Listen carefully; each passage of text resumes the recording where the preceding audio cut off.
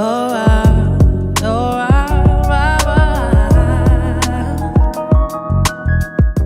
guys, so welcome back. This is the second video in the Psych series, and basically I hope you got a lot from the last video. I hope you went off and looked at your attachment styles. You went off and like delved deeper into that topic and just like, you know, started to think about how that affects you in your daily life, in your relationships, and how it affects you as a whole, just on a day-to-day basis. So in this video today, we're going to be talking about and getting into the very, very important topic of clear communication. All right, so this video is titled "To Anybody, to the insecurely attached people, clear communication is your best friend." Clear communication is important. Clear communication is going to save your relationships. It's going to save your time. It's going to save your energy, and it's just overall going to make your life more fulfilling.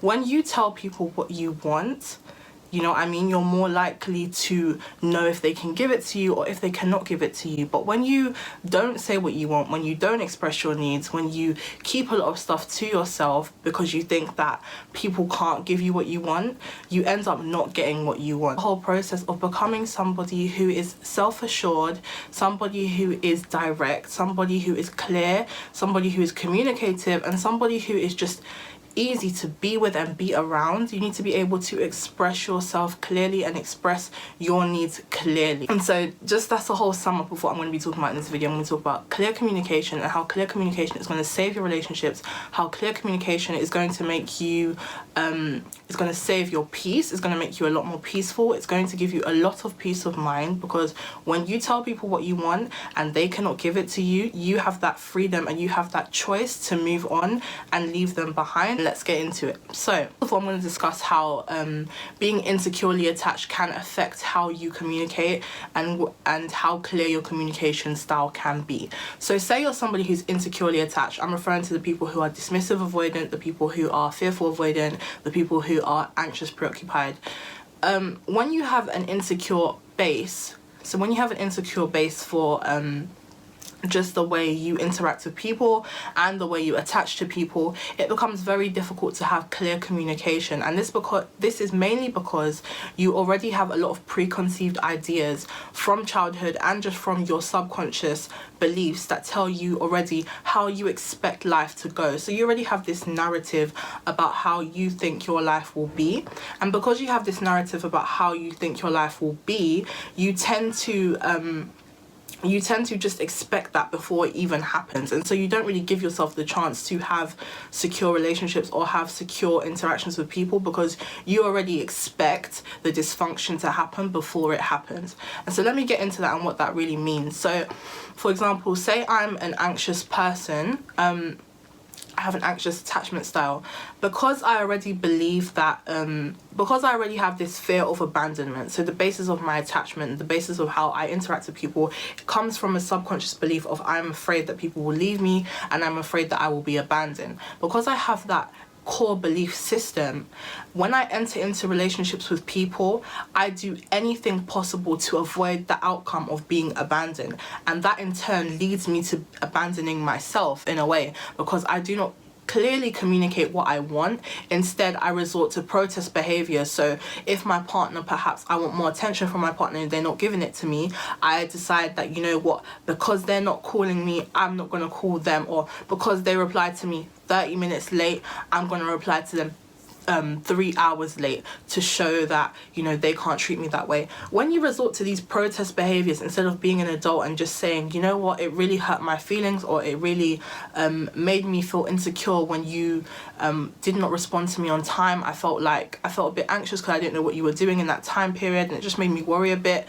And telling your partner straight up, this is what it is, this is how I feel, this is how your actions caused me to feel, and not blaming them. There's a difference between telling people how they made you feel and blaming them for how you feel. It's nobody's fault how you feel. Nobody's responsibility about how you feel.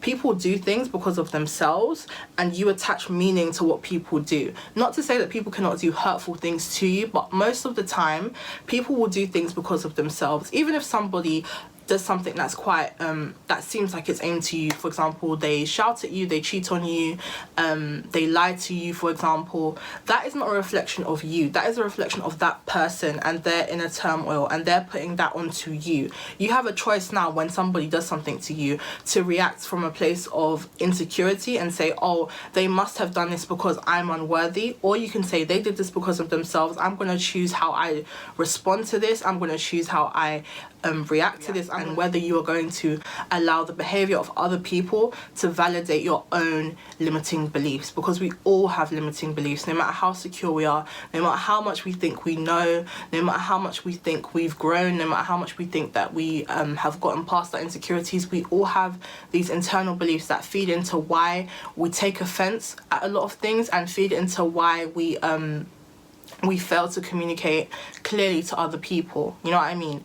If you already expect rejection to happen, it's very, very unlikely that you're going to communicate what you want to other people, because you already assume, before they've even told you if they can or cannot, you assume that they are not able to give you something that you want. And because you assume that they cannot give that to you, you make the decision for them by not communicating, and you decide, you know what, they're not gonna, I want to be with this person, but they're not going to want to be with me because I believe that I am unworthy. I believe that I am unlovable. I believe that nobody would want to be with me, especially this person who's so great and so amazing. Why would someone who's so great and amazing want to be with me? You have all these beliefs, and so before you've even given that chance to the person to even accept or reject you, you've already decided for them that they're going to reject you. And so in turn, you fulfill that as a self-fulfilling prophecy of your own beliefs, and you don't communicate what you want. Displays of affection, you like PDA, for example. Say you like PDA and your partner hasn't expressed that they like that too, or you kind of feel anxious when they're not, you know, they're not holding your hand in public, or they're not showing you affection in public, and that kind of bothers you. Instead of you to assume that, oh my god, I'm so disgusting, that's why they don't want to hold my hand in public, like they're disgusted by me, they don't want to be with me, I'm revolting. Like, these things sound very extreme, what I'm saying, but these are the subconscious beliefs that actually people have when these things happen. These are the subconscious beliefs that if you were to hear them spoken like how I'm speaking them, it's like, oh, that's so extreme, like why would you think that? But these are the beliefs that underlie a lot of our behaviors as to why we do not clearly communicate with our partners, and why we do not clearly communicate with people in our lives and the people that we love. We fear rejection, we fear people turning us away, we fear abandonment, we fear that if we put ourselves out there, we look too vulnerable and people have the power to hurt us. All these things contribute to why we do not clearly communicate, and they create a lot of confusion in relationships, they create a lot of confusion in our overall lives. They create a lot of internal confusion for us as people, because we're not expressing ourselves clearly, and so people cannot give us what we never say we want. Girls in general, like, we can be like, oh well, I shouldn't have to tell him what I want, I shouldn't have to tell him to call me back, I shouldn't have to tell him. Like, I understand that, because I'm the same. Like, sometimes I feel like, oh my god, I shouldn't have to tell this person to do what I want, or someone out there would, you know what I mean? That's saying, like, there's 7 billion people in the world, someone out there will do what I want. Sometimes you have to look at yourself and say, in the beginning stages, right? This is before it's gotten too far, but it's like in the beginning stages, you've just met this person, they don't know you, you don't know them. Don't immediately assume that they are not going to want to do something for you just because you've experienced that again and again with past lovers or past relationships. Just because you've experienced that with, you know, Femi, and he said, I'm not into all that cute stuff, I'm not going to do that for you, you know, you want a guy to treat you well, that's not me. Like, just because this one has said that to you, don't think that now Matthew, who's come into your life, is doing the same thing. Like, he may really want to do that for you, he may want to treat you like a queen, like a princess, but because you've never expressed, and because you've never said, like, you know, oh, you know, I really like this type of thing, like, this is what I enjoy in relationships, like, my type is the type of person who will do this for me and this for me and this for me, I kind of like this, I like that. You've come into the relationship and you're like, you know, I don't really mind if my man doesn't do this for me, da, da, da. You want to appeal to him, so you're like, oh, I don't mind if, you know, I don't mind if I don't get this, I don't get that, I can get it myself. But deep down, like, deep down, you know that you want to be treated like Cinderella, but because you've, you know, after the ball, but you want to be treated like a princess, and you've made this person believe that you are indifferent, or, like, you know, you could care less. And that attitude of we could care less, like this generation in particular, we have this whole idea of, like, you know, I don't care. That whole attitude that we've all perpetuated, this whole thing of like, you know, we're all so nonchalant and we all don't care and we just breeze through life not caring and nobody can hurt our feelings. Like, that whole attitude stops you and limits you from getting what you want in life, because you never clearly communicate what you want. You never say to people, this is who I am, this is what I'm looking for, can you give this to me, yes or no? That's how you should enter your relationships. This is who I am, this is what I want, can you give it to me, yes or no? Pretend. Like, I've experienced, like, some people will pretend they can give you what you want. You've expressed it, you said it, I want this, this and this, and the guy, he will, you know, for the first couple months pretend to be that, and then later down the line you realise, oh, this is not who he is, like, that was a lie. Like, when you realise that, you have the decision then when you notice it to leave. You have the decision then when you notice it to take yourself out of the situation. You do not have to continue with people who, once you've clearly expressed your needs and wants, they're not giving it to you. Why are you continuing that situation? You know, your partner's love language is quality time, but your love language is words of affirmation. You know, maybe telling them you love them all the time but not seeing them is not going to satisfy them, because they don't feel like you're filling them up. You're not filling them up because you're giving them what you would like. You're not giving them what they would like. The only way you can know this in any situation is if you guys clearly communicated from the beginning. If you did not clearly communicate from the beginning, there's no way he's going to know what you want. There's no way she's going to know what you want. So you're both going to be having this power struggle between you about giving them, I give you my all, I give you this, I give you that. But to her that doesn't mean anything, because that's not her love language. That's not what makes her feel fulfilled. That's not what makes her feel loved. What a lot of people do, especially the anxiously attached people, what a lot of us do, because we have grown up in this environment where we've been shamed for wanting support, you know what I mean? We've been growing up in this environment where independence and self-sufficiency is highly valued. And so because we've grown up in this environment where people really look down on those who basically want to depend on other people, which is not a wrong thing, because the whole point of us being all here at the same time is that we're going to meet people who at times we're going to depend on for certain aspects in life, as long as we have a secure base. But at times you're going to need your partner to cheer you up. Sometimes you're going to need your family to tell you that you're great and you're doing amazing. Sometimes you need that from other people. Because you're ashamed of the fact that you had that need in the first place, you never express that need to the person who you need it from. And it's nothing to be ashamed of, you know what I mean? It's nothing to be ashamed of when you want support from your friends, when you want support from your loved ones, when you want support from the people who you love and who you support. That's not something to be ashamed of. That's not something to suppress. That's something to bring out, because the more you suppress your needs, the greater they become. It comes up in you acting out, whether it comes up in you randomly lashing out at your friends, at your partners, because you've not told them in the first place that you want something and they're continuously not giving it to you because they're unaware that you want it. You can't be mad at them. The only person that you can actually look to for accountability is yourself, and look at yourself and say, you know, did I ever express this as a need? Did I ever express this as a want of mine? Did I ever make it clear that I wanted this from this person? Yeah, I'm just going to link this to deactivating and activating strategies. So just to make this more specific to attachment, because that's the whole overarching theme of this these two videos that I've done. So now moving on to the fearful avoidant and the dismissive avoidant, especially for dismissive avoidant. Now with the dismissive avoidant, yeah, I understand. You come from an environment where you've not got what you wanted. Say you've not received emotional availability as a child. You've not experienced that. You've not had a safe space to be vulnerable and to be dependent, right? You've not had that safe environment to be vulnerable and to be dependent.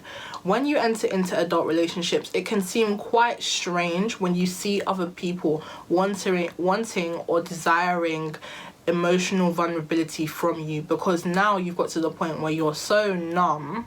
Yeah, you've suppressed so much, and you have this habit of continuously suppressing your emotions and pushing them down into your subconscious, so that you actually do not know what you need anymore, because now you've suppressed it so much that actually when those needs come up, your initial reaction is to distance yourself instead of looking deeper and going deeper into those feelings. With the dismissive avoidant, that comes out in you reflecting those negative feelings that you have onto your partner. Like, this is why I knew I shouldn't have been with this girl. Like, this is how I knew, like, I should have never wifed her. Like, oh, she doesn't know what I want, she doesn't know what I need. But you've, like, never told her what you want.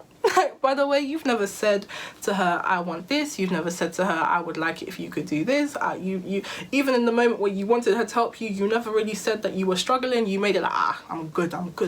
You never really said. And as much as I can say yes, you know, we all want partners, you know, basically the dismissive avoidance best friend is a mind reader. You want somebody who's going to read your mind and know everything you want before you even want it.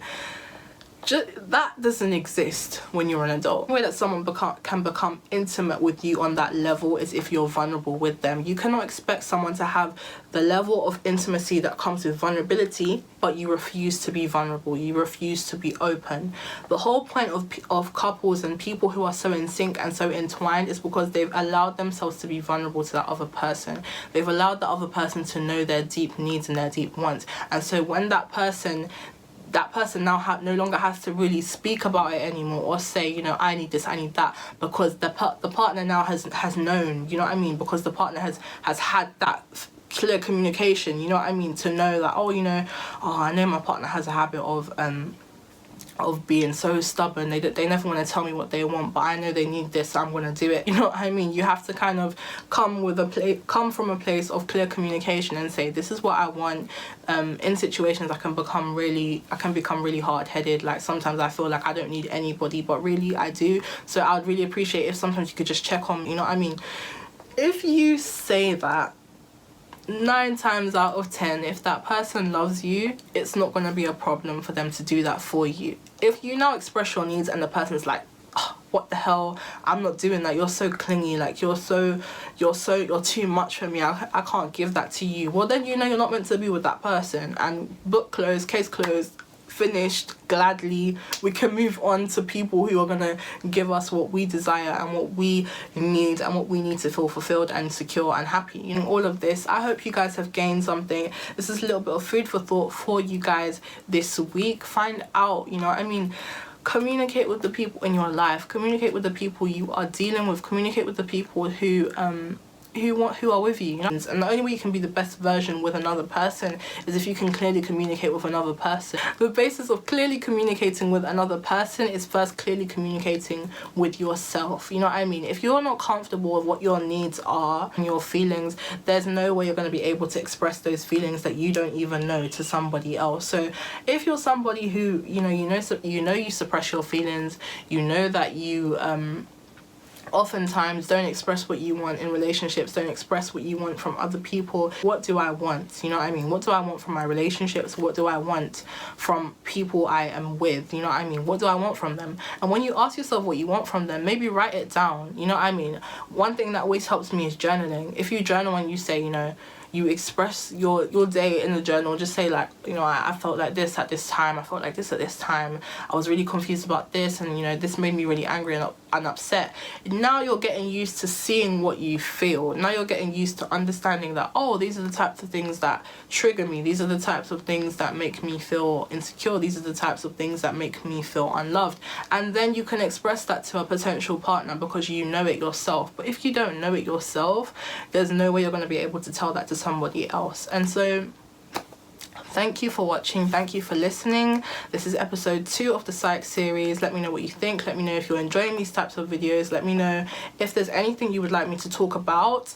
I have a lot of stuff planned to talk about, but I'm always open to suggestions about what you want me to talk about. So if there's anything, contact me on any of my socials and let me know what you would like to see me talk about, what you would like to understand from me, from my perspective. It's only a perspective, you must take that in mind. Like, this is all my perspective of things I've read, so you also have to go off and do a lot of research apart from what I think. So thank you for watching, I really appreciate it. I'm really enjoying making these videos for you. I'm really enjoying talking about all this stuff. Like, it is so close to my heart. It makes me feel so warm to know that other people are understanding these things and enjoying these things. It makes me so warmed when people tell me that, oh, I watched this video of yours and it really made me leave this situation. It really made me understand a couple of things about myself. Like, that really makes me happy. That's literally what I do it for. So thank you so much.